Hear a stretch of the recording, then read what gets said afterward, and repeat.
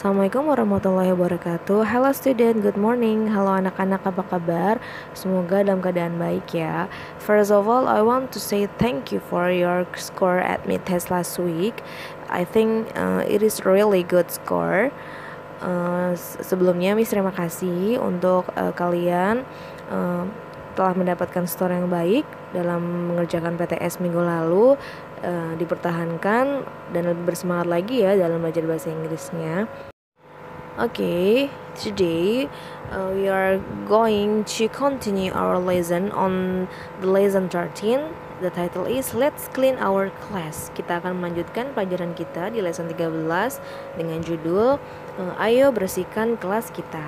Nah, here you learn about, kalian akan belajar mengenai imperative sentences, kalimat perintah, and then clean environment. Nah, tentang lingkungan yang bersih, ya. Nah, before we start our lesson, sebelum kita mulai pelajaran kita, terlebih dahulu Miss ingin menjelaskan mengenai apa itu imperative sentences, ya. Miss akan jelaskan. Imperative sentences merupakan kalimat yang mengandung unsur perintah, permintaan, atau ajakan. Kalimat ini biasanya tidak mengandung subjek dan diakhiri dengan tanda seru.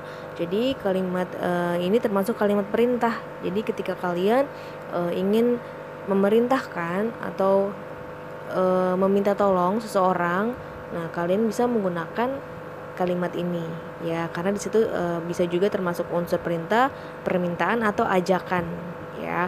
Untuk bagaimana penerapannya kita lihat pada slide berikut. Nah, berikut adalah contoh-contoh kalimat imperative sentences, yaitu kalimat perintah yang bisa kalian ketahui. Di sini Miss coba beri contoh dalam bentuk kata dan juga kalimat ya. Oke, kita lihat dari yang pertama. Throw away artinya buang. We can say, kita dapat mengatakan throw away the rubbish, buang sampahnya ya. And then tidy up, rapikan. We can say, kita dapat mengatakan tidy up your bed, rapikan tempat tidurmu. Next, turn off, matikan.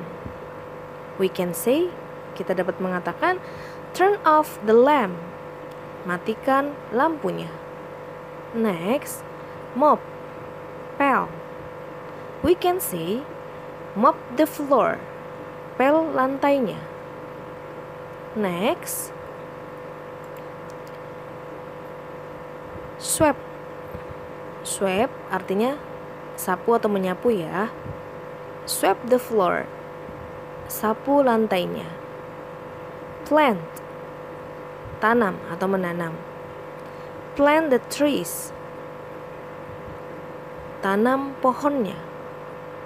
Wash, cuci atau mencuci. We can say wash your hand, cuci tanganmu.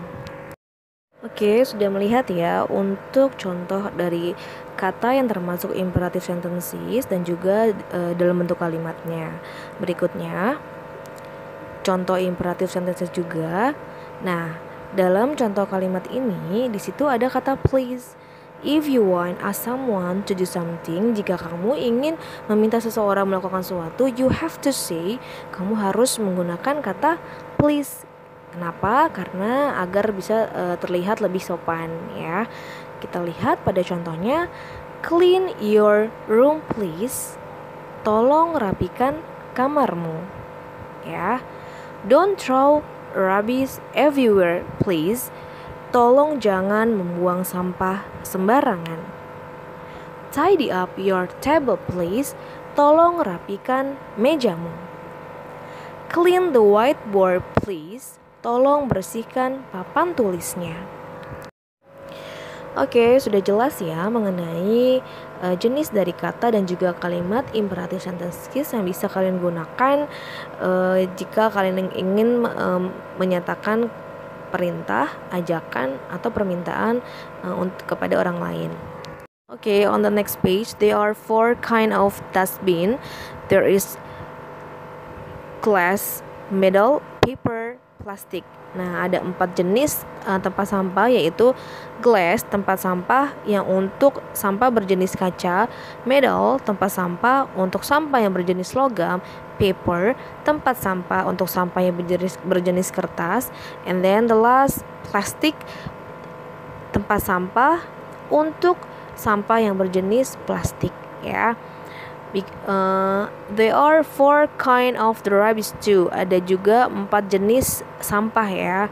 Yang pertama, kalian bisa lihat there are glass. Nah, itu ada sampah-sampah yang berbentuk kaca seperti botol-botol minuman. Nah, itu juga bisa kalian buang sesuai dengan jenis sampahnya. Jadi jangan sampah kertas kalian buang di plastik, itu salah, ya. Jadi sesuai dengan jenis sampahnya.